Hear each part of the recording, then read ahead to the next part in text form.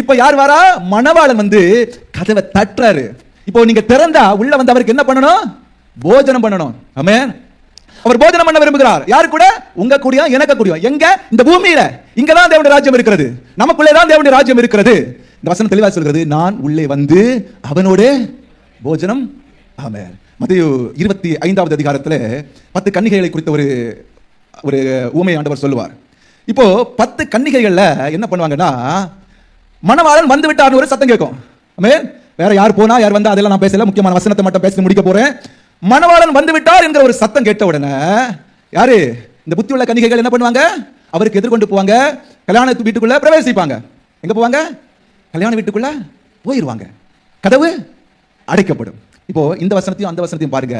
இங்க ராஜா என்ன பண்றாருன்னா, உள்ள வாராரு. எங்க? திருச்சபைக்குள்ள வர்றாரு. அங்க சபை போகுது. ஆமென். புரியுதா? அப்போ இது என்ன? எங்க பற்றி? இந்த பூமியை பற்றி, நமக்குள்ள இருக்கிறதை பற்றி. அல்லேலூயா. அங்க மணவாட்டி என்ன பண்றாங்க? போறாங்க, ஆண்டவர்கிட்ட போறாங்க. ஆமென். புரியுதா சொல்றது? அப்படின்னா இது நம்முடைய திருவிருந்து நேரத்திலையும் நமக்குள்ளே இருக்கிற இங்குள்ள காரியங்களையும் தான் ஆண்டவர் சொல்றாரு.